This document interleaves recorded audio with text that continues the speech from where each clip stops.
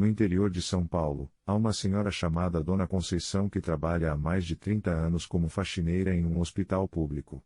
Qualquer pessoa que a observe trabalhando percebe algo diferente em sua atitude. Ela não apenas limpa os corredores, ela os transforma. Onde ela passa, parece que não apenas a sujeira física desaparece, mas uma luz especial permanece. Os pacientes sorriem quando a veem, os médicos param para cumprimentá-la, e até mesmo nos dias mais difíceis do hospital, sua presença traz uma sensação de paz e dignidade.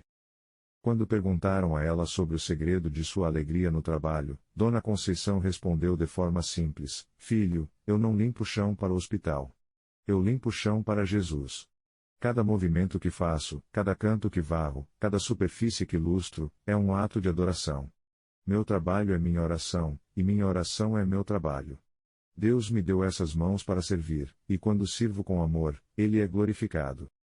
A história de Dona Conceição ilustra uma verdade profunda que muitos cristãos levam anos para descobrir: viver para a glória de Deus não é algo que fazemos apenas nos momentos espirituais da vida, mas algo que pode transformar cada atividade, cada relacionamento, cada decisão, cada momento ordinário em uma oportunidade de honrar ao Senhor.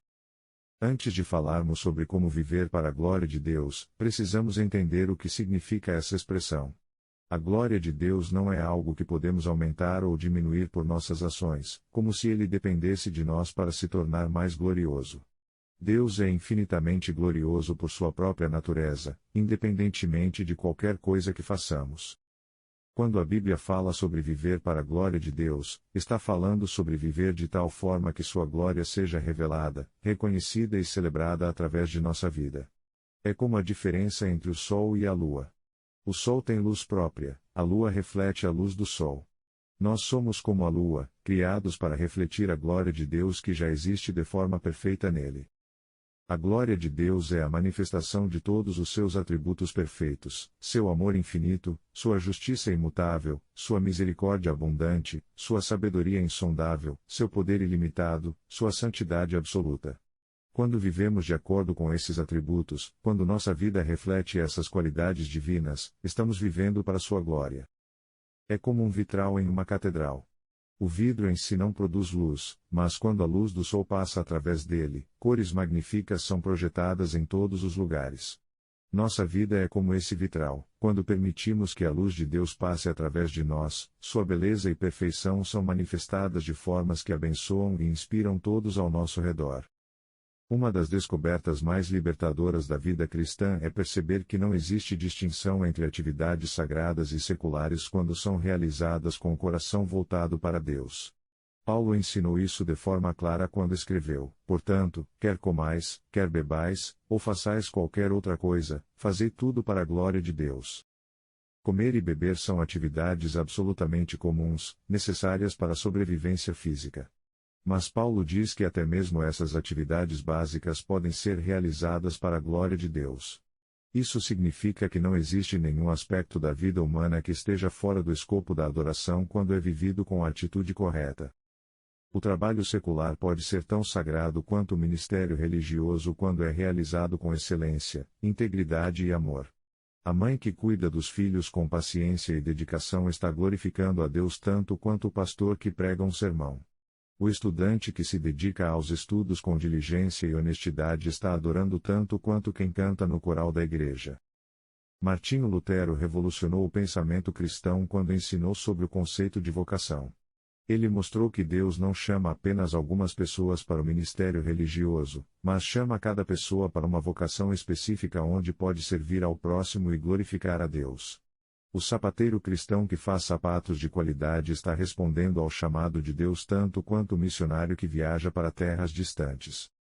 Essa perspectiva transforma completamente nossa visão da vida cotidiana.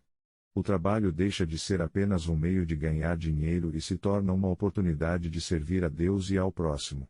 Os relacionamentos familiares deixam de ser apenas obrigações naturais e se tornam campos de ministério onde podemos demonstrar o amor de Cristo. Até mesmo as tarefas domésticas mais simples podem se tornar atos de adoração quando realizadas com gratidão e dedicação. O que determina se uma atividade glorifica a Deus não é necessariamente a natureza da atividade em si, mas a atitude do coração de quem a realiza.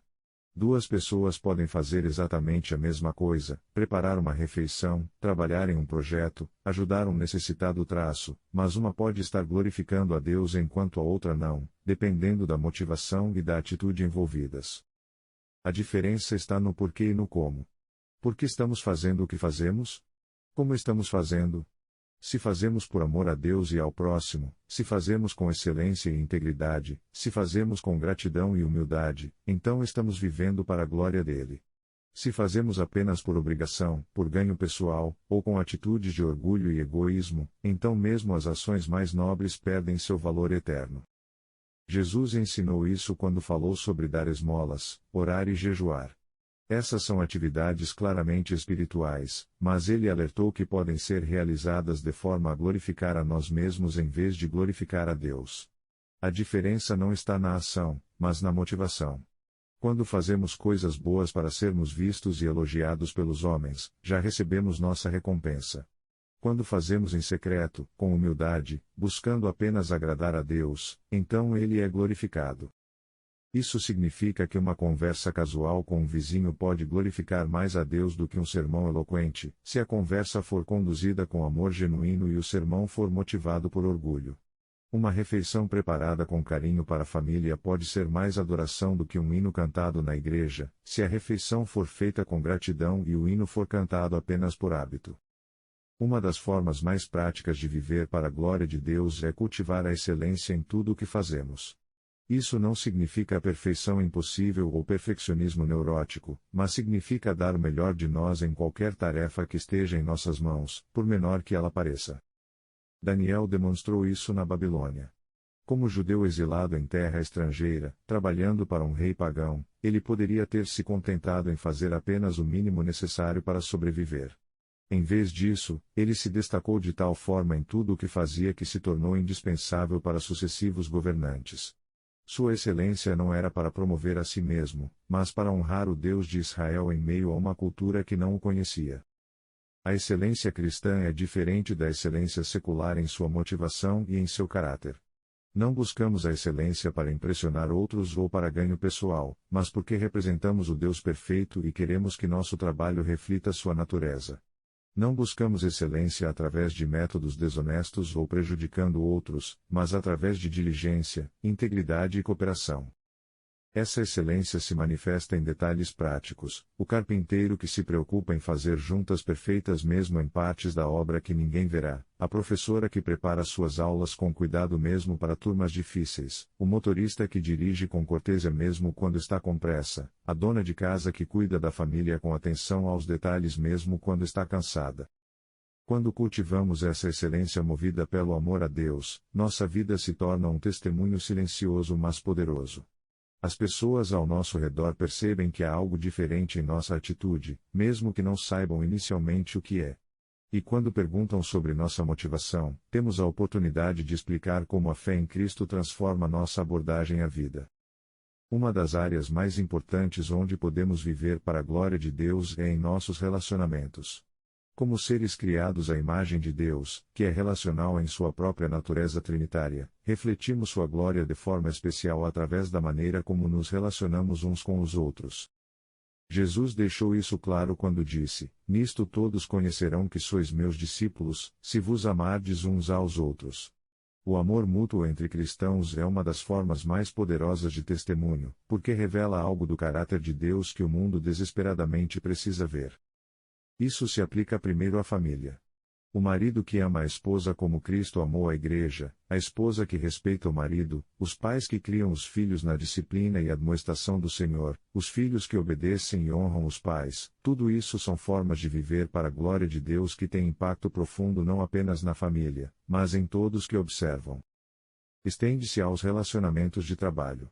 O chefe que trata os funcionários com dignidade e justiça, o empregado que trabalha com diligência mesmo quando não está sendo observado, os colegas que cooperam em vez de competir destrutivamente, esses relacionamentos transformados pelo Evangelho são poderosos testemunhos da realidade de Cristo. Inclui também os relacionamentos casuais do dia a dia. A forma como tratamos o atendente do supermercado, como reagimos no trânsito, como nos comportamos em filas, como falamos sobre outros em conversas, tudo isso ou glorifica a Deus ou não. Não há neutralidade nos relacionamentos humanos quando somos seguidores de Cristo. O perdão é uma das formas mais dramáticas de glorificar a Deus através dos relacionamentos. Quando perdoamos alguém que nos ofendeu, especialmente quando a ofensa foi grave e o perdão não foi pedido, demonstramos algo da natureza extraordinária de Deus. O mundo entende justiça e vingança, o perdão gratuito é algo que só faz sentido à luz do Evangelho. Viver para a glória de Deus também envolve reconhecer que tudo o que temos e somos vem dele e pertence a ele. Somos mordomos, não proprietários, de nossos recursos, talentos, tempo e oportunidades. Essa perspectiva transforma radicalmente nossa abordagem à vida material e às decisões práticas. A mordomia bíblica não é apenas sobre dinheiro, embora inclua isso. É sobre reconhecer que nossa vida inteira é um presente de Deus que deve ser usado para seus propósitos. Nossos talentos são dados por Ele para servir ao próximo. Nosso tempo é um recurso limitado que deve ser investido em coisas que têm valor eterno. Nossas oportunidades são providências divinas que devem ser aproveitadas com sabedoria. Isso se manifesta em escolhas práticas sobre como gastamos nosso dinheiro. Será que estamos sendo bons mordomos dos recursos que Deus nos confiou? Estamos sendo generosos com aqueles que têm necessidades? Estamos vivendo com simplicidade ou sendo dominados pelo materialismo da cultura ao redor? Aplica-se também ao uso do tempo. Como estamos investindo as 24 horas que Deus nos dá a cada dia? Há lugar para descanso e recreação, que também são dádivas de Deus, mas há também responsabilidades que Ele nos confiou. Estamos equilibrando adequadamente trabalho, família, ministério, descanso e crescimento pessoal? A gratidão é o coração da mordomia cristã. Quando reconhecemos que tudo é dádiva e merecida da graça de Deus, nossa resposta natural é a gratidão. E a gratidão verdadeira sempre se expressa em ação, em um cuidado responsável com o que recebemos e em generosidade para compartilhar com outros. Uma das formas mais poderosas de glorificar a Deus é através da maneira como respondemos às dificuldades e sofrimentos da vida. Quando enfrentamos provações com fé, esperança e até mesmo alegria, demonstramos ao mundo que nossa confiança está em algo maior do que as circunstâncias temporárias. Jó glorificou a Deus de forma extraordinária não quando tudo estava indo bem em sua vida, mas quando perdeu tudo e ainda assim declarou: "O Senhor deu, e o Senhor tirou, bendito seja o nome do Senhor." Essa não foi uma resposta superficial ou fingida, foi o produto de uma fé profunda que conhecia o caráter de Deus independentemente das circunstâncias. Paulo e Silas glorificaram a Deus quando cantaram hinos na prisão de Filipos depois de serem espancados injustamente. Sua alegria em meio ao sofrimento foi tão contrastante com a normalidade humana que causou um terremoto espiritual que resultou na conversão do carcereiro e de sua família. Isso não significa que devemos fingir que não sentimos dor ou que o sofrimento é fácil. Jesus mesmo chorou diante da morte de Lázaro e sentiu angústia no Getsêmani. A honestidade sobre nossas lutas pode glorificar a Deus tanto quanto a expressão de fé, desde que sejamos honestos também sobre sua fidelidade e bondade. Quando passamos por dificuldades financeiras mas continuamos sendo generosos dentro de nossas possibilidades, glorificamos a Deus. Quando enfrentamos problemas de saúde mas mantemos a esperança e continuamos servindo outros como podemos, refletimos o caráter divino. Quando lidamos com relacionamentos difíceis mas respondemos com amor em vez de amargor, demonstramos o poder transformador do Evangelho. Viver para a glória de Deus necessariamente inclui compartilhar o Evangelho com outros, tanto através de palavras quanto através de ações. Nossa vida transformada é o contexto que dá credibilidade às nossas palavras sobre Cristo, e nossas palavras explicam o significado da transformação que outros observam em nossa vida. Isso não significa que todos devemos ser evangelistas profissionais ou pregadores eloquentes. Significa que cada cristão é chamado a ser uma testemunha de Cristo em sua esfera de influência. Para alguns, isso acontecerá principalmente através de relacionamentos próximos e conversas pessoais. Para outros, através de ministérios mais públicos. Para muitos, através do simples exemplo de uma vida vivida com integridade e amor. Pedro escreveu sobre isso quando ensinou às esposas cristãs que tinham maridos não crentes. Ele disse que elas poderiam ganhar seus maridos sem palavra, observando a vossa vida casta, em temor. O testemunho silencioso de uma vida transformada pode ser mais poderoso que muitas palavras. Ao mesmo tempo, Paulo enfatizou que a fé vem pelo ouvir, e o ouvir pela palavra de Deus. Há momentos quando devemos estar prontos para dar razão da esperança que há em nós, para explicar o Evangelho claramente, para falar sobre o que Cristo fez por nós. A chave é o equilíbrio e a sensibilidade ao Espírito Santo. Vivemos de tal forma que nossa vida desperta a curiosidade sobre nossa fé, e então estamos prontos para explicar essa fé quando as oportunidades surgem. Nossa vida dá credibilidade às nossas palavras, e nossas palavras dão sentido à nossa vida. Viver para a glória de Deus é um processo de crescimento contínuo, não um estado de perfeição que alcançamos de uma vez por todas. Paulo falou sobre isso quando escreveu: "E todos nós, contemplando a glória do Senhor com o rosto descoberto, somos transformados de glória em glória na mesma imagem, como pelo Espírito do Senhor." Essa transformação de glória em glória indica um processo gradual. Não acordamos um dia sendo perfeitamente semelhantes a Cristo em tudo. Em vez disso, o Espírito Santo trabalha em nós dia após dia, mudando nosso caráter, purificando nossos motivos, desenvolvendo nossos talentos, aprofundando nossa compreensão de Deus. Isso significa que haverá momentos quando falharemos em glorificar a Deus como deveríamos.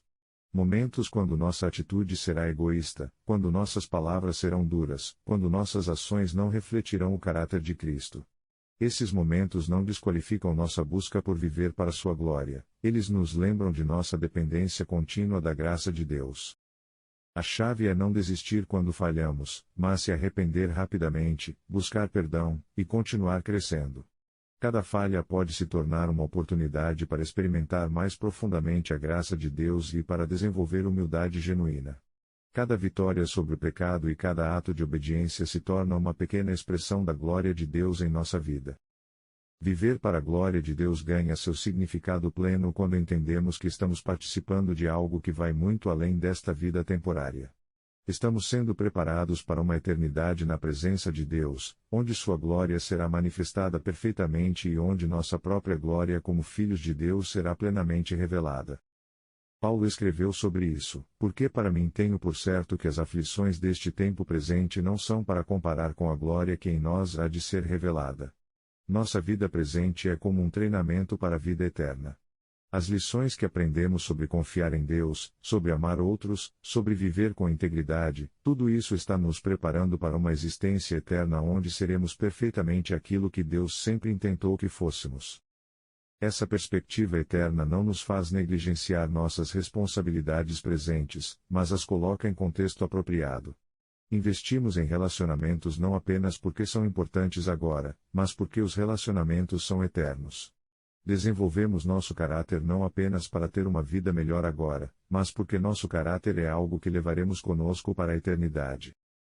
Servimos a Deus com nossas vidas não apenas porque é o que devemos fazer, mas porque é uma antecipação da adoração eterna que ofereceremos quando vermos face a face.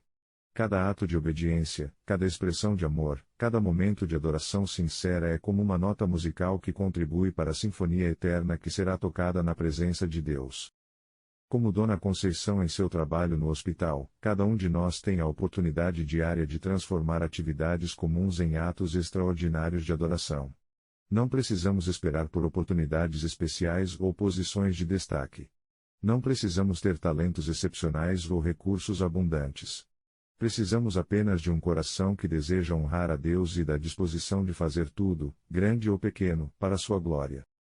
Isso pode começar amanhã de manhã, no primeiro momento em que abrimos os olhos. Podemos agradecer a Deus pelo novo dia e dedicar todas as suas horas a Ele. Podemos tratar cada pessoa que encontrarmos como alguém feito à imagem de Deus. Podemos fazer nosso trabalho como se estivéssemos fazendo para Cristo. Podemos cuidar de nossa família como um ministério sagrado. Podemos usar nossos recursos como mordomos fiéis. No final do dia, podemos refletir sobre os momentos quando glorificamos a Deus e agradecer por sua graça. Podemos confessar os momentos quando falhamos e receber seu perdão. E podemos nos deitar sabendo que cada dia vivido para sua glória é um dia que tem significado eterno, um dia que contribui para o grande propósito pelo qual fomos criados. A vida vivida para a glória de Deus não é uma vida de fardo pesado ou perfeccionismo impossível. É uma vida de liberdade, propósito e alegria profunda.